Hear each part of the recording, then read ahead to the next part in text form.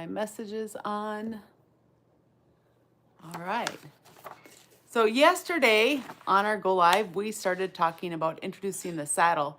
And I thought, boy, oh boy, it would be good to talk about that along with introducing the bridle, because that surprised me more than what I needed to do with the saddle. So we're super happy that you guys are here with us, back here with us for the Go Live. It's so great that people just keep showing up. It's awesome. A wonderful Saturday night. Yeah, it's Yes. great.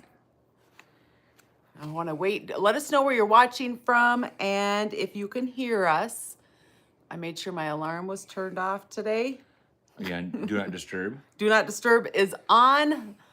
So yeah, yay.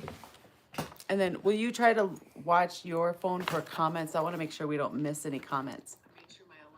Got it. All right. So before we get going on today's topic, whether you're bopping in for a few minutes or you're catching it on the replay, thank you so much for being here with us. So we're gonna, like I said, we're gonna talk about introducing saddles and bridles to your donkeys. But before we do that, this time of year, let's talk a little bit about motivation. Because that is a hard thing for a lot of people. It is. It is. Ironically, this week, I've not been doing any training the whole week long. It's been storming, but rainstorm, snowstorm. Yeah. No, it's brutal cold with lots of snow on the ground. Yeah, it's been a challenging week. And it's very weird for me not to be down at the barn. Dan's been doing the feeding, but I have been catching up on things that have been lacking that I've not taken time to do. Like you can see there's Christmas decorations behind me now. And it's okay sometimes to take a break. Like don't beat yourself up if you need to take a break for a few days or even a week sometimes. And then with it being shorter days and it's so cold outside, your donkeys are conserving energy also. So whether you're going down there and you're spending 5 minutes with them, asking them some simple questions, like maybe you halter them, you'll lead them to the gate and you release them. That's just a really simple question. Or maybe you go down there and you just love on them a little bit. Like that's okay, and it's still trust building. You bet. I did that today. I was on there moving snow and feeding. And just advanced and retreat on a whole herd of wild donkeys. It didn't seem like much, but it was something. And it's not falling behind. Like you told me what you did down there, and I thought it was pretty funny. You got to tell them what you were doing. Well, here's what I did. I had to move snow in order to get to the feeder, and I got the feed in there, and they're all hungry, and so they're munching away. And I went and did more plowing. I'm like, well, I'm gonna go ahead and just double load them up so they can be done eating, so they have like breakfast, lunch, and dinner all in one pile. So I was bringing back their second load of food, and they're all standing there, not very far away, 8 feet away, munching, hay sticking out of their mouth. They're just watching me. So I started doing that. And he can't help himself. Yeah, and they all panic and jump back, and some turned, and they turned right back around and started eating again. And what did you do when they reacted? Nothing. That's a key thing right now. So Nothing. I just stood there. So they all kind of came back to eat out. We have a giant tractor tire to eat out of. And I went up there and I did the exact same thing. Blah! And I got a little bit of reaction. A couple of them just stood there like eating, like, oh, he's doing this again. And a couple turned around to leave, and some stepped back. And I waited not long. Then when they all came back up to eat again, I went, blah! And not one of them, all 8, just looked at me like, yeah. You're probably going to try and scare us again. It's not going to work this time. Now, I find what he does down there so funny. Remember, guys, I'm type A. Like, we're going to do this. I'm going to halter you, and we're going to work on leading. Dan is not. He flies by the seat of his pants, and it has so much value.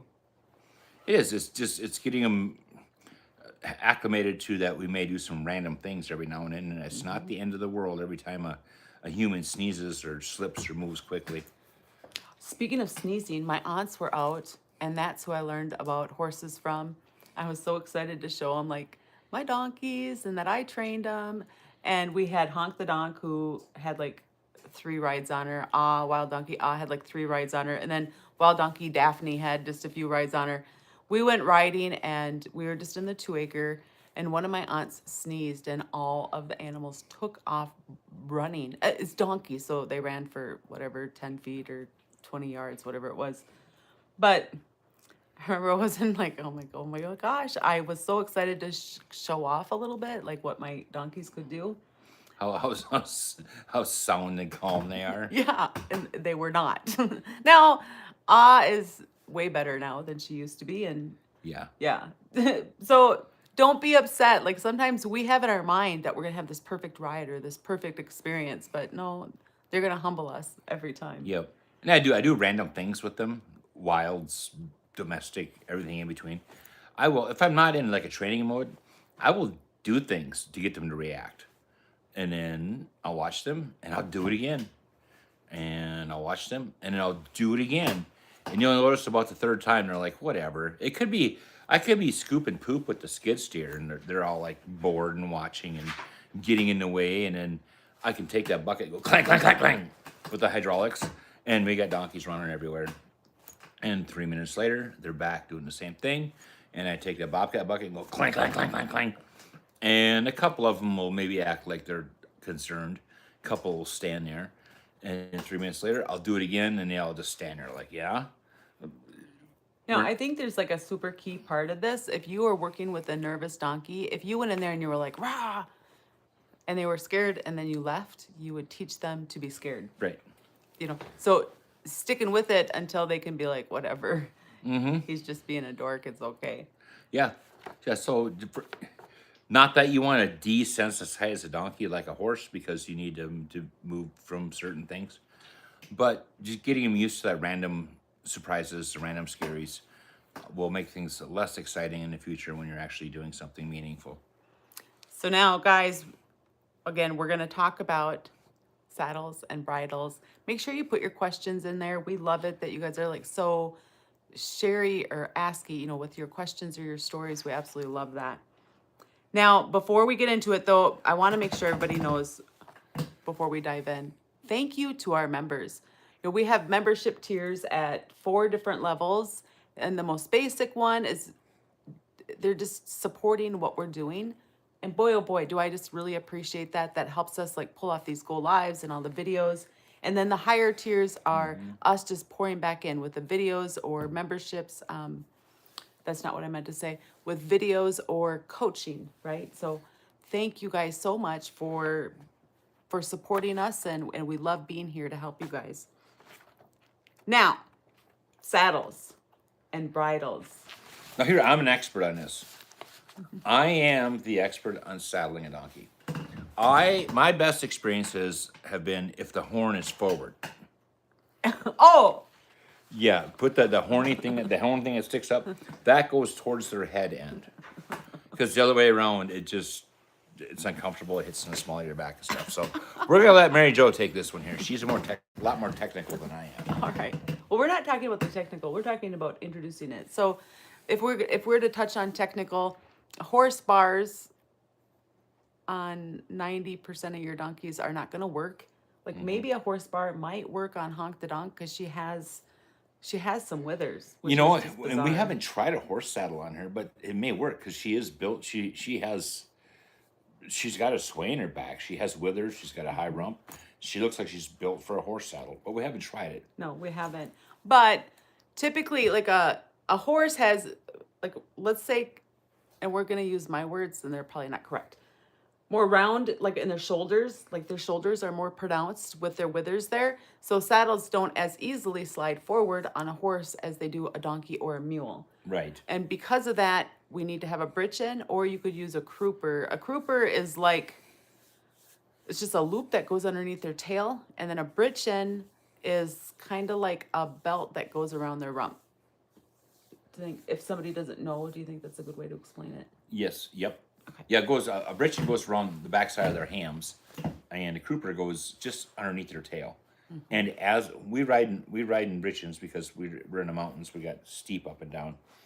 My understanding, as I've been told, and correct me if I'm wrong, is if you're doing some hills, you can get by with the crooper. But if you're going to be doing some steep, Oh, okay, yeah. if you're going to be doing a lot of steeps, okay, then you definitely need to stick with a britchin. So if you're using your donkey to pack in and you're doing some steep grades up or down, I would steer towards a britchin.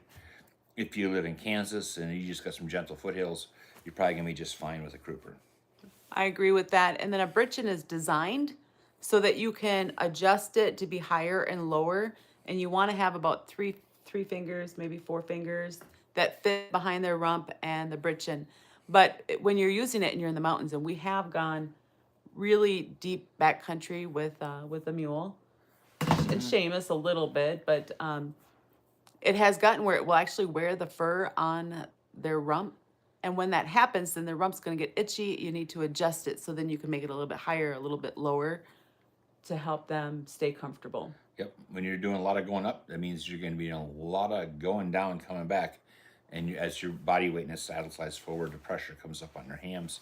You get some rubbing and you get bare spots on your hams. And then for the going up part, because they just have that flat back, you need your breast collar. And the breast collar, it just keeps, it goes around their chest here. And it's attached a little bit differently than on a horse. So on a horse, it just buckles on the two fronts of the saddle. But on a mule or a donkey, you buckle it more up over their neck. Because their shoulders go up and down, where horses go side to side, unless you have a gaited horse. Yep. So that one there is going to keep it from sliding back. And I was ponying Wild Donkey off from my horse Stormy, and he has his breast collar on. Man, that day I was pulling on her like more than I wanted to. I actually had to get off because I was worried that she was going to cause Stormy to lose his balance when we're going up the mountain. But when I got done with that ride, his saddle was in position because of that breast collar. Yeah. Like, it really kept his saddle where it needed to be when she was pulling on him. Cooper, Coop, what are you doing? he bud? thinks he's going to dig a hole in his dog bed, in his kennel. So that's the tack that you need. And then when you're introducing the saddle, we like to use like positive reinforcement. So show it to them, pay them, get them to touch their nose with it, pay them, and then just keep graduating that. And how fast you go and move through those steps to putting it on their back is going to depend on their level of comfort. Something, just a little tip I noticed in creating comfort while introducing a saddle. You've been doing some advanced retreat, letting them sniff it. You've worked with a pad at this point. Yeah. Okay, now you're going to work with a saddle. Now, everyone can do it a little bit different. I like to work with a pad, get them used to the pad. Then I take the pad away. Then I work with the saddle and no pad. And then the next step is a pad and then the saddle. And here's something I've noticed that kind of gives them the EBGBs. As they're getting used to that saddle and you're going to set that saddle over their back, that offside stirrup is going to weird them out because now they've got action. You're on the left side and they're kind of looking back. They're really paying attention to you and the big scary saddle on the left side. Now you've got a stirrup sliding down the right side. So do a lot of advanced retreat just as you got the saddle up, let that stirrup slide down the right side a little bit and then bring it back. And do that 3-4 times before you go ahead and set that on their back. Part of the reason that they get nervous when it's over there, it's changing eyes. Exactly. And now they got things going on both eyes, so both brains are going, oh boy. So just give them the courtesy, just do it 3-4 times before you go ahead and, eventually you want to be able to just chuck that saddle up there and not worry about it. But you're going to graduate to that. Right. Early on, just, they're fine with the saddle on their left side as you've gotten there. Just that stirrup coming down their right side is going to be a brand new stimulation. When you're introducing it, you don't need to spend an hour on it. Remember, we're not going to overdo it, but we could overdose it, right? Yeah. Dan's donkey, Honk the Donk, she was fine with accepting the saddle on her, but she was getting kind of funky about being cinchy. Boy. When we're starting them under saddle, we don't tie them up. If they're free to go, okay? If they need to go, they can go. And then I'm going to practice rolling the hinds, which I always want practice on anyways. Right. But one day, Dan was gone at work, and I'm like, I'm going to work on Honk the Donk and cinching. So what I did, guys, was I got that saddle on, and I got the cinch pulled up like I was going to do it, and all I did was tight, loose, and I would just keep paying her, tight, loose, pay. And now she doesn't care I don't think she cares about that at all anymore. I could see a big difference when I came back from that work trip. You explained what you'd been working with her because she was obviously uncomfortable. Bothered, yeah. Very bothered. It had become a lot of work to cinch her up, and I had never taken time to cinch loose, but MaryJo did, and it was really, I mean, that was a big old coupon. That saved a lot of monkeying around. Remember, donkeys need to know a purpose for what they're doing. So giving her pay, it was a good, like, here's your purpose. I'm going to give Yeah. you more pay. Yep. Now, I don't give them pay just for being cute, guys. Nope, nope. And I had to think about, like, why is she bothered with the saddle? Because she didn't care when we put it on her back. And once it was on, it was fine. But when I thought, like, okay, what's bothering her? I thought, you know what, it's the cinch. And then you could tell when I started playing with the cinch that she was bothered because she would move. Mm-hmm. Maybe she would tense up a little bit, or maybe put her head down a little bit because she's frustrated. Just watch for the change in their behavior, and that's going to help you understand what part they're nervous about. Yep. And it was a temporary problem. Yes. It was a temporary problem, and the cinching for no reason. I mean, tight, loose, tight, loose, tight, loose. On both cinches you did. Mm-hmm. Really, no, it's just a non-issue now. So that was probably like a half hour's time. Maybe I did it for an hour because I often go longer than I should because I'm giving them pay. I'm like, they're fine. No. But then after that, we were done. We didn't have to keep working through that because she was over it. So, let's see. Oh, when you're getting ready to put the britchin on or crooper, you need to be playing with their tail because they'll clamp it. You'll go to grab their tail and they'll like pull it really tight to their body, and it's because they're nervous about that. So you want to spend time just when you're petting them, pet their tail and kind of grab it and wiggle it. Scratch kind of underneath their tail, and they'll move their tail for you once they're comfortable with that action. Yeah. But play with their tail. Yep. Play with her tail. Once you've established that trust, and you know it's not going to be an event. Yeah, as you're petting down them and you're scratching their hams and their butt, and then they're leaning their butt towards you. Yeah, fiddle with that tail. And if you're not sure if you're gonna get kicked, keep your legs like right next to theirs as close as you can, because then if they do choose to kick, you're too close for them to do any good harm. Right. Yep. Okay. Then make sure you're tightening up the front cinch before the back cinch. I think that's common to a lot of people. But if you're new to using a back cinch, then maybe you don't know that yet. Yep.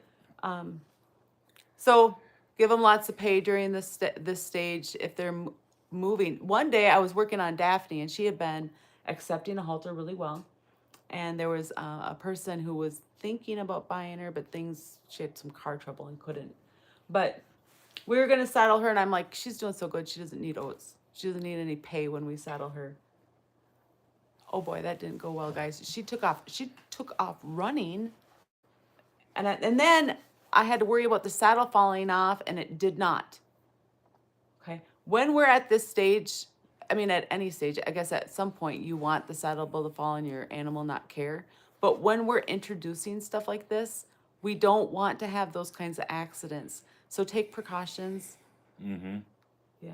Yeah, you don't want them to get panicked and then try to squirt away, have the saddle fall off to the right side, and they hit it with their back right leg, and then it moves and it scares them, and it just kind of builds up fear towards the saddle. So as soon as when you can, get that front cinch done before you do anything else. And I don't walk away. Like, let's say I'm saddling and they're tied up somewhere. Tie them up to something that's safe, guys. Like we tied to the hitching rail or to the horse trailer, and then I also like to tie to his flatbed. That has a lot of tying spots on it. It does. You know, I don't know if maybe we covered this or not, but initially when we're doing introduction with saddle, it's at liberty. Yeah. They're not tied to anything. There may be a lead rope involved. We may have a whole lead rope, but they're not tied to a hitch rail. We introduce that saddle at liberty, and then eventually graduate to being tied when we saddle. But when you do graduate to being tied when you're saddling, don't walk away when you got that saddle on their back and it's not on yet. Yeah. Okay. Yep. Because if it falls off, especially when we're so early in the introducing all of this, like maybe, I don't know, I'm just going to pull a number out of my hat. Maybe you need to be putting that saddle on 100 times before you can introduce the crazy stuff of a saddle falling off from their back. Right. So what this means is, let's say now you graduate to where they're tied to a hitch rail or a flatbed or whatever. Yeah, make sure you have a hand on that saddle or about. You can grab that If things get interesting real fast, make sure you can grab the horn of that saddle before, if you're not cinched yet, and make sure that saddle doesn't fall off the animal. Yeah, that's I mean, huge. if Sugar Cubes is going to juke hard to the right, and just be prepared to hang onto that saddle so the saddle don't fall to the ground. Pull it off, pull it back off, and then start Yeah, back over. go back to the barn if you need to go get Yep. something. Or now, the bridle, when we're introducing that, this process is what surprised me. You know, like I think I'm doing what I'm being taught to do, but then I send a video to my mentor and he's like, yeah, you got to slow down. Like you're going way too fast. So, first we want them to be able to turn their head towards us, almost like we're hugging them, kind of. And be able to have your hand like over top so that you're coming in between and then on the other side of their muzzle. We want to be able to do that without a bridle. And then we want to be able to do it with a bridle, but not trying to put it in their mouth. And what happened, like the video that I had taken for my mentor, I was getting it into her mouth. And then she started putting her head up high, and I just stuck with her. I'm like, well, I'm just going to stick with her because I don't want her to learn that if she puts her head up, that she can get away from it. Right. Well, that was the wrong thing to do. We need to slow down so much that when we are putting that bit in their mouth, that they don't care. Right. So I needed to spend a lot more time than I had just getting her comfortable with the action of putting the bit in without putting it in. Right.